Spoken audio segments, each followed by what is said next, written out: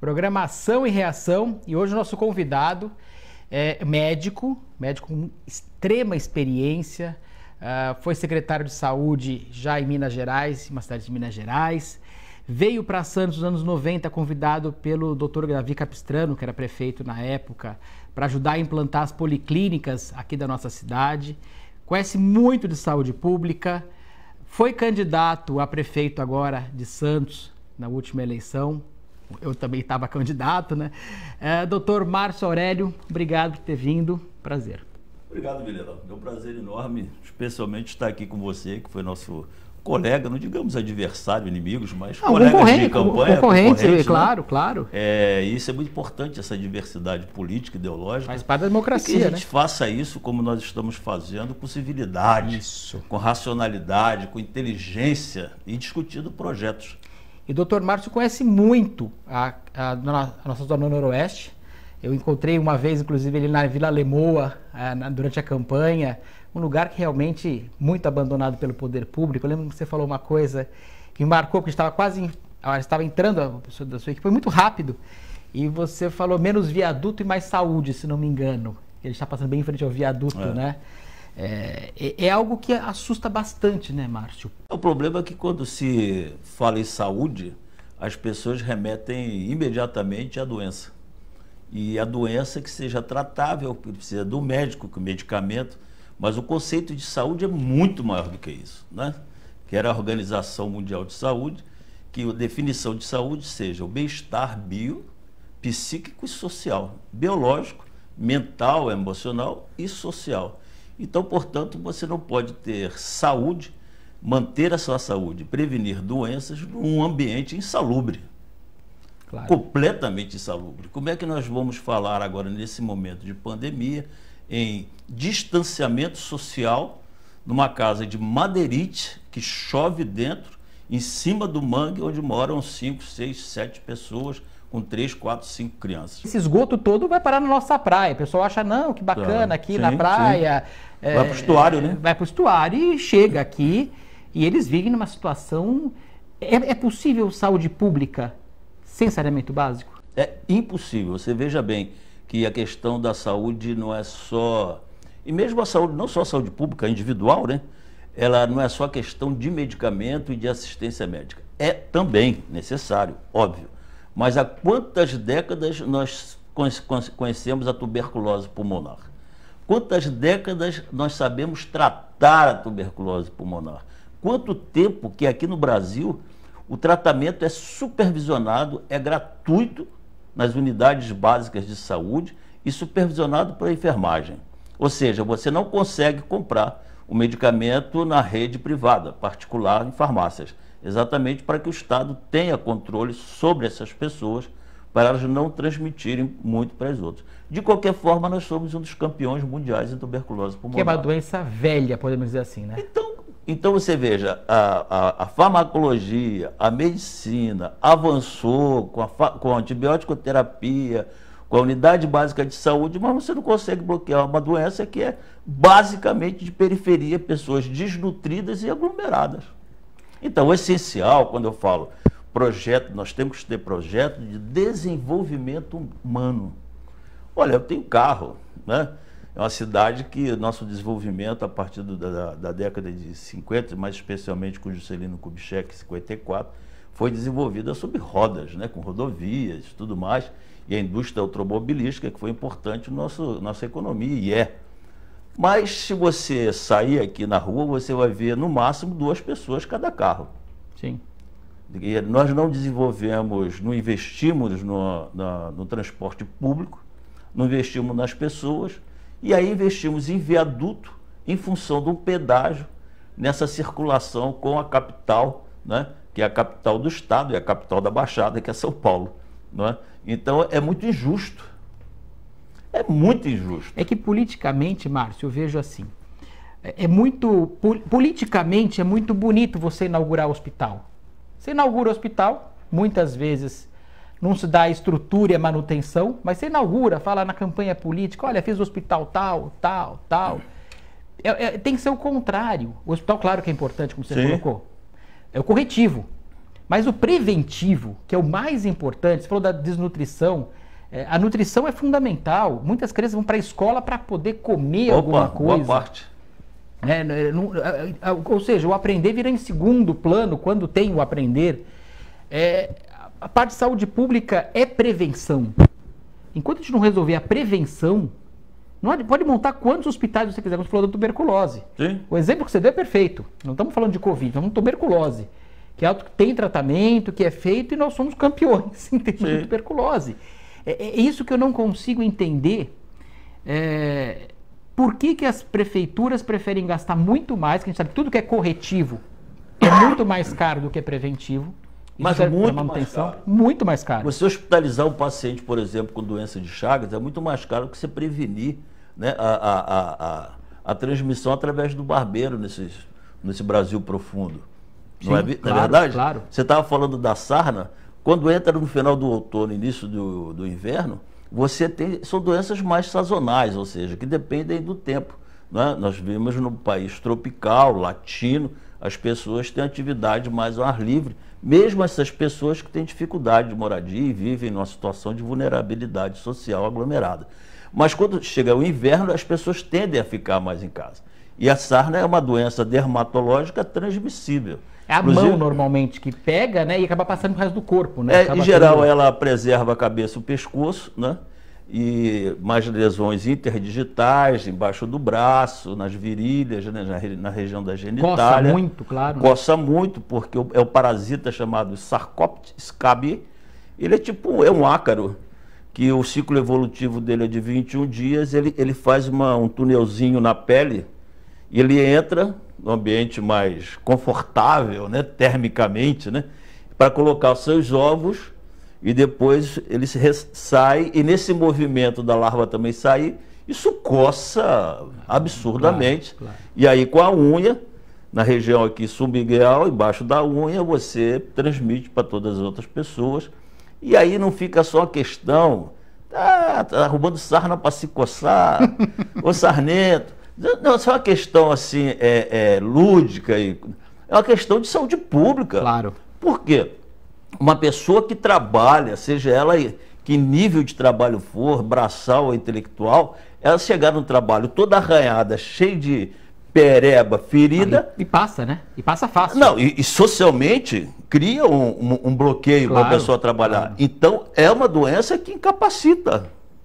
Sim. Que dificulta a pessoa trabalhar. Eu fico abismado, Márcio, porque hoje nós temos casos, no Brasil tem acho que 2.000 casos de chikungunya. 95% estão aqui na Baixada. Isso é uma falha do poder público local gravíssima. Dengue, zika, chikungunya é mosquito, o vetor é mosquito.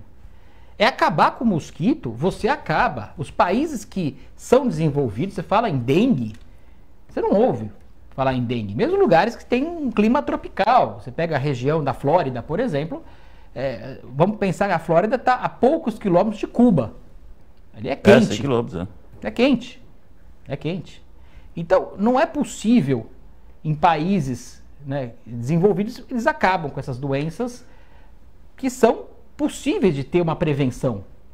Aqui nós temos que lidar com a Covid, que uma falta completa de estrutura. Não sei o que acontece com o Brasil, parece que é cego, fica cego.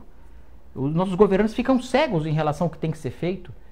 A gente sabe que os países, depois, no começo tudo bem, todo mundo fica tentando achar uma fórmula mágica naquele começo, muitos não acreditam.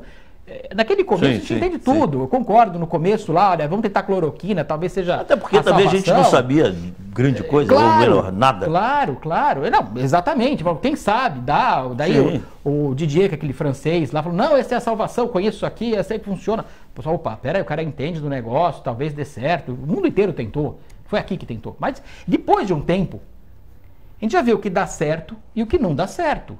Então você pega países como a Nova Zelândia, a Austrália, que são ricos, já estão estruturados, fala, bom, mas ali tem uma ilha lá embaixo, lá no sul do planeta, você consegue fechar, mas você vai pegar Vietnã. Vietnã é um país pobre, com 100 milhões de habitantes. Faz 250 dias que eles não têm um caso de Covid, mas nem caso, não estou falando de morte, estou falando do caso. Mas o que eles fizeram? Fizeram um isolamento em fronteiras, principalmente. Qualquer um que tenha sintoma foram testados, eles também não têm dinheiro para comprar teste para todo mundo. Foram isolando, na família você passou, até para saber onde que ele passou, olha, pegou o ônibus, então, no lugar que você ficou, as pessoas estavam em volta, podem fazer o teste na família, e assim conseguiram rastrear, mapear, testar, rastrear de novo, foram tirando, e hoje 0 caso. Sim. Claro que eles estão tomando todos os cuidados ainda, né? Mas... E aquela região da Ásia é fantástica, né? Você que eu já vi você declarando que já morou na China, eu conheci, também tive a oportunidade de conhecer Shenzhen, Xangai, Beijing, Hong Kong.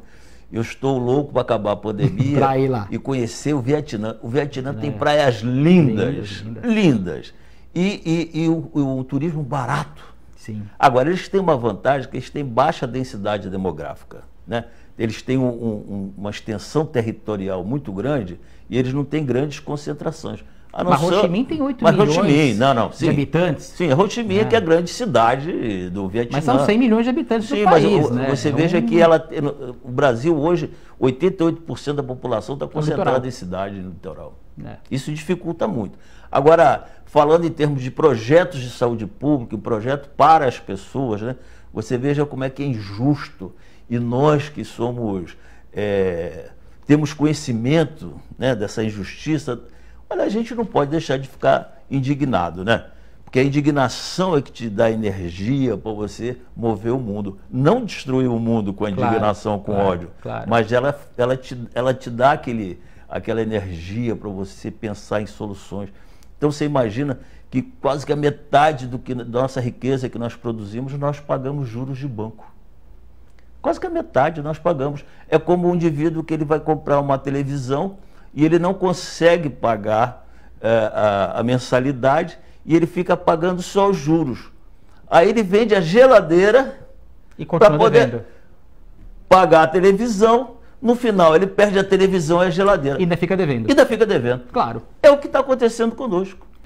Agora, você sabe que a Constituição prevê a auditagem da dívida pública, ou seja, você tem que colocar técnicos especialistas para saber está pagando para quem, por quê, de onde vem esses juros, negociar esses juros, como a gente faz. Se você está devendo R$1.000, você tem uma parcela para pagar, você vai no gerente, negocia isso, enfim. Mas não é feita a auditagem, quer dizer, não se sabe nem exatamente de onde vem essa dívida, e as isenções fiscais para determinadas empresas, grandes empresas, continuam existindo, e o Brasil é o único país que não cobra imposto de lucros e dividendos de empresas. É o único país do mundo. Cobramos pequeno na Europa também tem alguns países. Tem um país da Estônia. Aquilo que, vou falar sério, né? Não é exemplo para o resto do mundo, apesar de ter lá a sua cultura e tal, mas economicamente não é exemplo. Agora, nós cobrávamos até o Itamar Franco. O governo do Itamar Franco, com Ciro Gomes o Fernando Henrique tirou, o Lula manteve. Claro. Ora, nesse momento, os Estados Unidos de Joe Biden, que é a matriz do capitalismo, está discutindo o aumento dessa taxa, desse imposto. E nós não cobramos. Pode 5 famílias deterem 100% da riqueza da metade da população, quer dizer, equivalente à metade da população. Isso é inadmissível, isso é indecente. Você não pode ter uma família proprietária de um grande banco, um dos maiores do mundo, distribuir lucros e dividendos para os seus grandes acionistas e não pagar um imposto, 1 centavo de imposto. Você não pode, um indivíduo, ganhar R$2.500 e descontar 15% na fonte de imposto de renda, e o indivíduo ganhar 15 milhões de reais ou 500 mil reais e descontar só 27,5%. Agora, nesse meio, quem está perdendo? A classe média, os pobres e os miseráveis. Mas não existe desenvolvimento econômico e social sem o papel do Estado. É o Estado que tem essa função, porque a função da iniciativa privada é o lucro, socialmente é secundário. E o Estado, a grande função do Estado é o desenvolvimento humano. está aí a matriz do capitalismo dando mostra para a gente, né? Demonstrando como se faz. Mas eles aprenderam lá... Não é o Estado atrapalhar, Márcio. Não, eles aprenderam lá em 29, com a quebra da Bolsa de Valores em Nova York. Em 1930 teve o New Deal, que foi o grande acordo de Roosevelt, que John Maynard Keynes, você conhece melhor do que eu, que era um economista, né? Daí o termo keynesianismo, que ele dizia o seguinte: o papel do Estado é pagar para o indivíduo abrir um buraco e pagar para o outro fechar o buraco. Porque pagando a ele, você está transferindo renda através do trabalho e desenvolvendo a economia, fazendo a roda girar. Mas isso numa questão de crise que houve. E o que o Biden está fazendo? 2 trilhões, quase que a riqueza do Brasil, que é 3 trilhões. Vai virar dívida. Isso aí... Por que a gente não usa... Cada um dinheiro, não importa se é real, se é dólar, sei o quê. Tem uma coisa chamada fator keynesiano. Cada um dinheiro, ele vira 4. Porque se o Estado... ele transferir renda, como teria que estar fazendo isso, porque sem essa transferência de renda, através do auxílio emergencial, nós não temos que fazer o lockdown. Diminui a isenção fiscal. Fala para dono daquele grande empresa de locação de veículos, que ele compra 1.000 carros por mês, sem pagar um imposto, e depois ele usa 3 meses na locação, e depois, olha que injusto, ele compra carro, não paga um imposto, e aí ele usa como locação de automóveis. Dali a 3, 6 meses, ele tem uma agência que ele vende o carro com imposto. Paulo Canhoto, pelo Facebook. Boa tarde. Doutor, em Cubatão, algumas UBS estão sem clínico geral e pediatra. Estão marcando consulta no hospital da cidade agora, com o aumento de casos de Covid. Mais uma vez, o planejamento desvirtuado, porque primeiro você concentrou a atividade, o ensino médico, a formação do médico em especialidades que dão mais retorno financeiro e econômico. Você privatizou todo o ensino médico sem o Estado estar regulando de acordo com a necessidade da sua população. Porque o médico que se forma caro, né? Na Nova Zelândia é um médico diferente que se forma no Piauí. Porque o perfil epidemiológico de adoecimento da população é diferente. Nossa população é pobre, ela precisa de formação médica básica, o médico de família, do clínico geral, do pediatra. E quem é que paga o salário desse pessoal? É o Estado. Sim, agora, com a terceirização, com a precarização da reforma do trabalho, que prometeu dar milhões de empregos, com a precarização da Previdência, que prometeu acabar com o déficit, ao contrário, aumentou o déficit e acabou com a aposentadoria. Ninguém se aposenta mais. Você tem o trabalho da saúde pública básica terceirizado, o indivíduo é pago por hora, e aí quem que vai querer ser pediatra?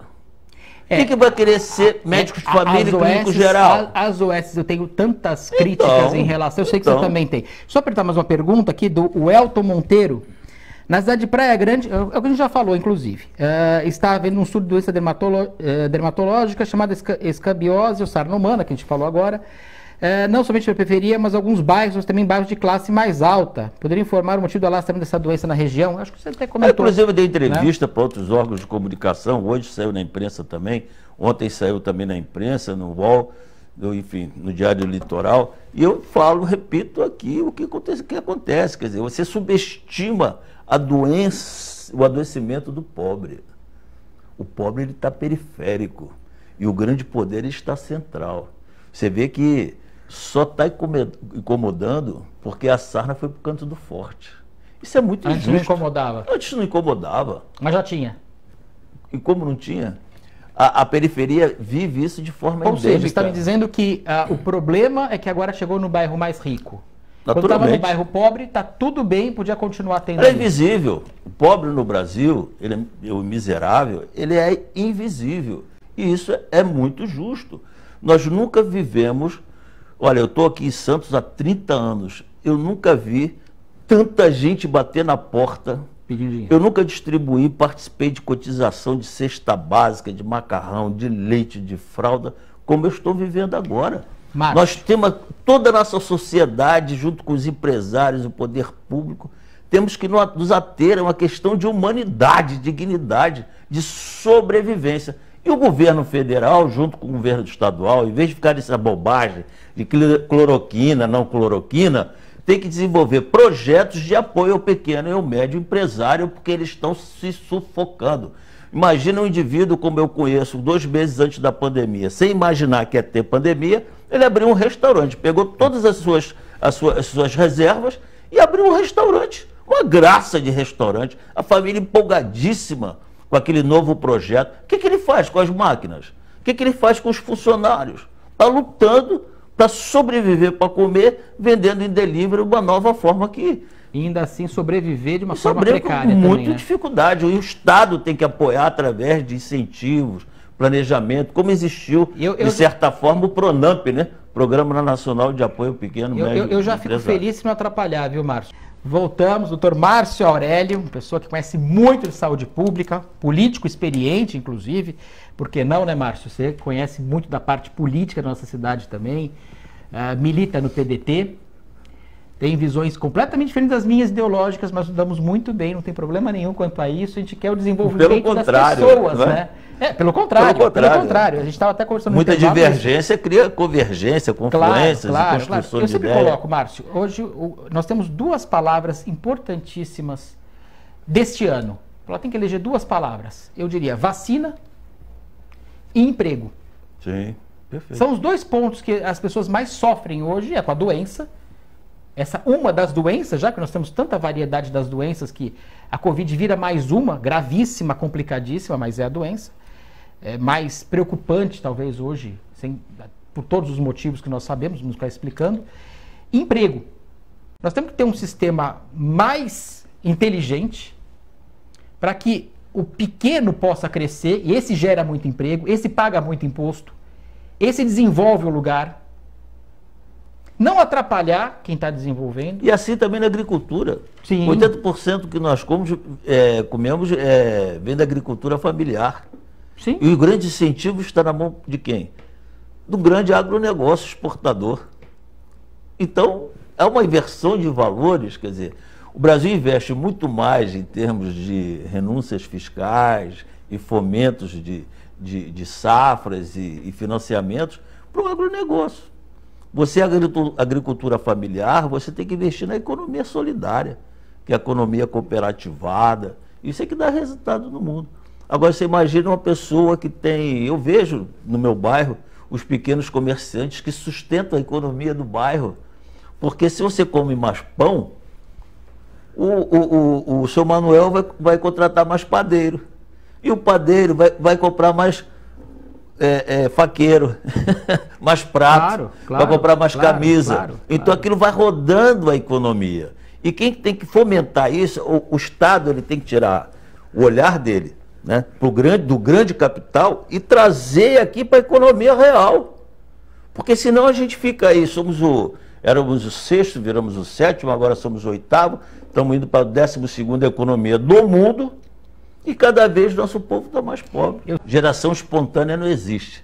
Você imaginar que uma Siemens, uma Volkswagen, elas surgiram estimuladas por Hitler.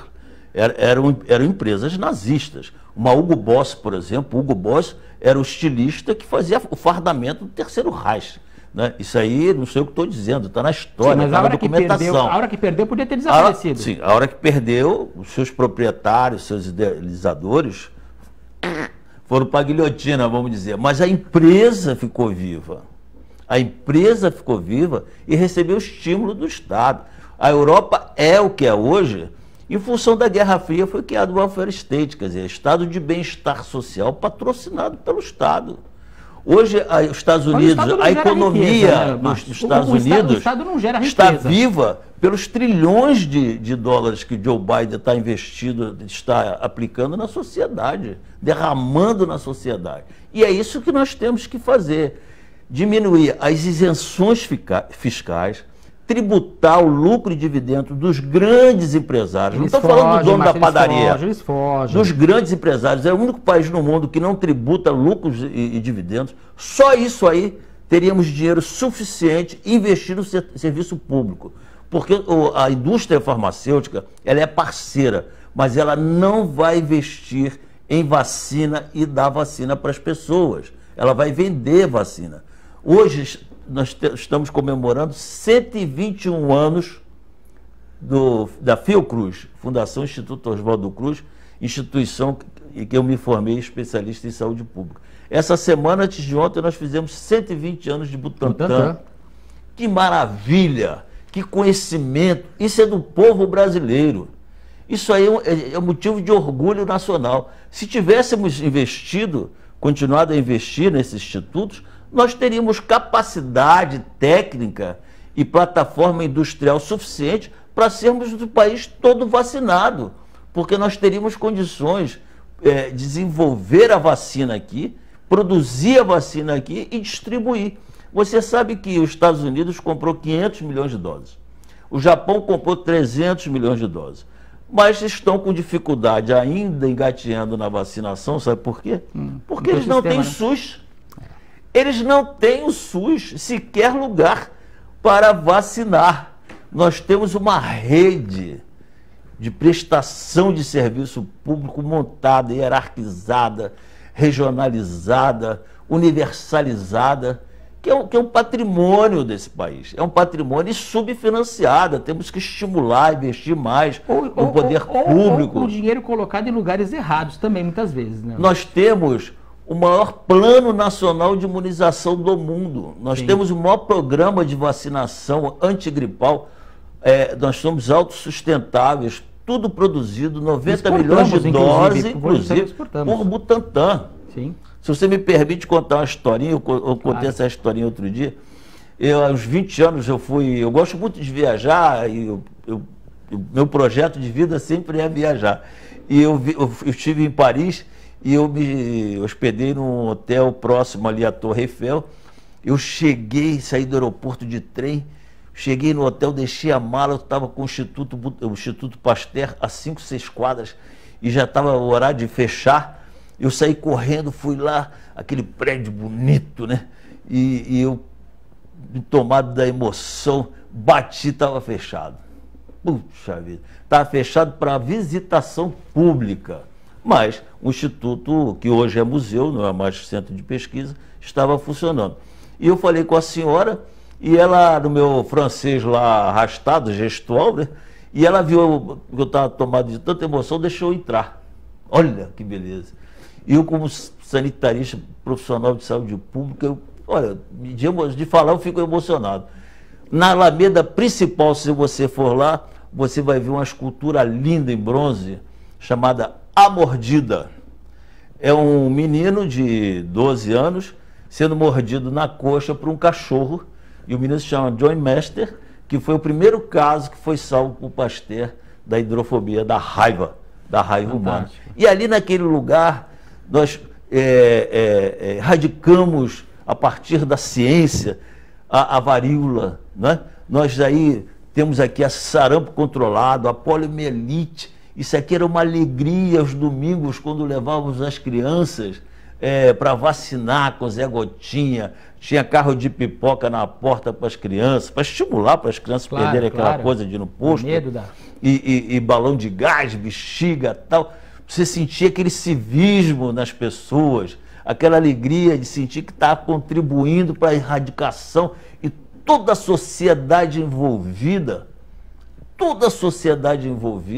Quando o período que eu fiquei 5 anos trabalhando no interior de Minas, numa região remota mesmo, rural, chamavam os estudantes de farmácia, de Três Corações, de enfermagem de Varginha, das cidades próximas, vinha aquela estudantada toda, depois eu dava um certificado que eles participaram. E tem colegas aqui que moram em Santos e que foram meus alunos lá, que dizem que guarda até hoje o certificado da vacinação da poliomielite. Era uma coisa linda! E agora... Dá para marcar o Brasil antes e depois da poliomielite, da vacinação. Sim, com certeza. A quantidade de pessoas, de crianças... Imagina, você não vê mais ninguém com sequela de paralisia infantil, como na minha juventude, aquelas pessoas estigmatizadas, com dificuldade de locomoção, aquela tristeza que traz prejuízo econômico para o Brasil e fundamentalmente social, emocional, para aquela pessoa sequelada, né? São as 3 maiores conquistas do ser humano até hoje. Não é aquele grande prédio, não é aquela grande estrada, não é o maior avião, não é o... Eu sei que isso chama muita atenção. Mas as 3 coisas, a vacina. Nós sem a vacina... imagina, se nós estamos nessa situação hoje, Santos está 1/3 da cidade está vacinada, e nós estamos nesse repique absurdo da Covid. Com a primeira dose. Com a primeira dose, mas de qualquer forma já é alguma coisa. Sim, sim, sim. Né? Imagina sem nada, zero. Nossa, imagina zero. Situação... É uma coisa que não dá pra gente imaginar. Mas vacina, antibiótico e anestesia, perdão. Vai num dentista sem anestesia, você vai ver o que é na vida. Faça uma cirurgia no crânio sem anestesia. Qualquer coisa. Vai abrir a barriga sem anestesia e ver o que acontece. Jaciara Santos pelo Facebook. Governo vem e governo vai e água no morro de Santos não chega. O que fazer para a água subir nos morros? Olha, Jaciara... vontade política, né? Eu tenho um amigo que mora no Morro São Bento, ele, no último verão, ele falou assim, olha, eu vou pegar os meus filhos e vou tomar banho de chafariz, no chafariz novo, né? Porque não é possível que a gente ainda, no século XXI, passe por uma necessidade dessa, as pessoas não terem água corrente nas suas torneiras. Isso é um investimento público, isso é uma necessidade básica, né? Que depende de moradia. Habitação. É o que eu comecei falando. Saneamento. Não existe país desenvolvido sem saúde pública de qualidade. Não existe. Não existe. Não existe país desenvolvido sem saneamento básico. O que existe é país subdesenvolvido. Não importa ter dinheiro. O Brasil é um dos 10 países mais ricos do mundo. Riqueza nós temos. Sim. O que precisamos é ter realmente um trabalho muito mais eficiente. Olha, e água ainda, hein? Água. Não estão pedindo a tecnologia. É o que mais nós temos. Nós temos. É inacreditável. Isso que eu falo. O Estado é importantíssimo, Márcio. Muito importante. Mas ele tem que se ater às coisas de Estado. A educação básica de qualidade, o saneamento básico de qualidade, a prevenção pública das doenças de qualidade, o transporte público de qualidade. Essas coisas são coisas do Estado. Agora, saúde, segurança, educação. Tem coisa que não é do Estado. E daqui a 50 anos, a água vai valer mais do que petróleo. Acho que já está, hein? Já está. Mais do que o petróleo. Já está. Água de qualidade. Sim. Que água suja nós temos bastante. Vida. Olha como nós somos longe, hein? Nós somos com um espectador de Bronxville, Nova York. Está nos assistindo aqui. Falou, Sérgio, programa de excelente nível. Perguntas, como fazer para aumentar o suporte à pequena e microempresa com mais gastos, sem aumentar impostos? Reformas administrativas, sim ou não? Se aumentar impostos para quem? Essa que é a grande pergunta. Você não pode aumentar imposto de pobre e da classe média. Porque aqui no Brasil a taxação é invertida. Quem mais paga é quem menos tem. Sim. Porque se você for comprar essa caneca, ela custa R$10 para quem ganha 1 milhão. Pelo consumo, e custa para quem ganha R$50. E o preço está fixo. Então você ganha no consumo. Você tem que taxar a renda. É a renda, claro. E você transferir essa renda para quem não tem. Simples assim. E saber você não vai renda, expropriar ninguém. Você não vai expropriar as fortunas. Você, por exemplo, você que eu digo em tese, também não dá certo. Se você tem um apartamento que teu pai deixou, ninguém vai te tomar apartamento. Você, aqui é 4%. Até 8% que você taxa o imposto sobre transmissão de bens de herança. No Ceará é 8%, aqui é 4%. Sabe quanto é nos Estados Unidos? Não se preocupa que já vai. Mas sabe quanto é nos Estados Unidos? Eu sei, é 40%. É 40%. Mas não vai tirar da classe média, não é quem tem um apartamento. Agora, você não pode ter 100 apartamentos, transferir e pagar só 4%. É o governo saber gastar menos. A mamata é grande, Márcio. A mamata é grande, você sabe. Você sabe que a mamata é eu acho que não é quantidade, é a qualidade do investimento. Claro. Né? Você tem que desviar o foco, que eu falei. Claro. Desviar o foco. Tem que agir como Estado. Estado não é empresário. Sim. Empresário age como empresário, o Estado age como Estado. Parece tão lógico. O dividendo do Estado é o bem-estar social.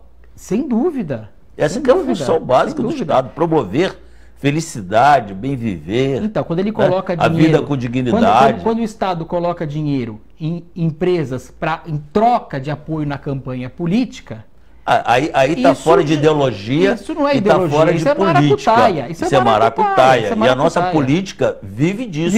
Exatamente. Quanto é que a direita fala disso? A direita fala o seguinte: nunca houve um governo de direita no Brasil. E a esquerda fala a mesma coisa. Nunca houve um governo de esquerda no Brasil. Quando houve um centro-esquerda, que foi João Goulart, foi deposto. Descentralizar receitas para municípios e controlar como? Agora, como controlar isso? A resposta mágica: controle social. O que tem na Europa, nos países socialmente desenvolvidos, e aqui não tem. Aqui a Constituinte de 88 propôs isso com os conselhos municipais, né? Com as conferências municipais de saúde, educação, transporte, segurança, tudo mais, mas que muitas das vezes, se não a maioria delas, é cooptado pelo próprio poder público. Então o povo ainda não tem a maturidade de perceber que ele tem que participar da vida social do seu bairro, da sua representação no bairro. Tem que escolher um projeto que ele tenha afinidade para votar nos políticos que representam esse projeto. Você não tem que votar no político porque ele fez mais propaganda, porque ele é mais bonitinho que o outro. Porque bonitinho por bonitinho, nós somos bonitões. Claro.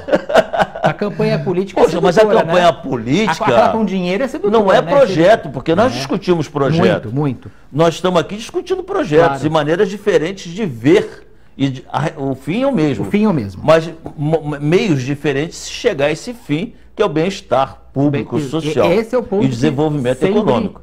Agora, em campanha política, ainda no Brasil, não se discute isso. É manipulação pura. Não se discute isso.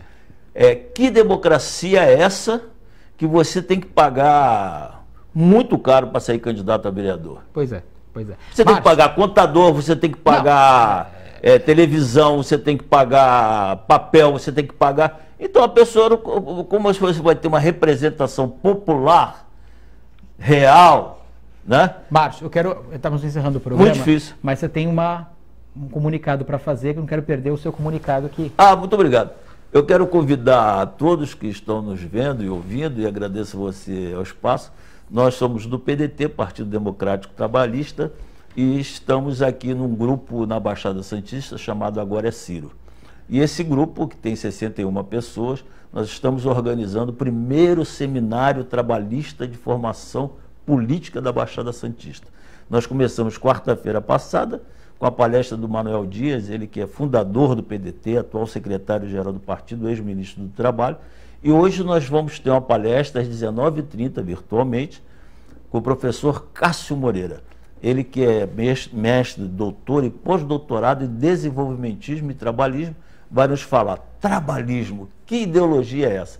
E às quartas-feiras nós vamos fazer por nossas páginas no Facebook, Raiz Trabalhista. E toda quarta-feira vamos receber a Juliana Brizola, neta do Brizola, o Christopher Goulart, neto do Goulart, o Carlos Lupe, Ciro Gomes. Então nós estamos fazendo essa formação de militância para que a gente tenha projeto. Não fique aqui defendendo bandeira de salvador da pátria e gente que fala bonito. Perfeito. Não é nada disso. Perfeito. É ideia, construção de ideia, e eu te agradeço muito participar desse debate, mesmo dentro da divergência, construindo a solidariedade, né, a fraternidade, a amizade e buscando sempre o melhor para toda a sociedade. Márcio, muito obrigado, agradeço a todos. Mas vocês não são em reação, quero agradecer a todos, um prazer estar com vocês aqui hoje.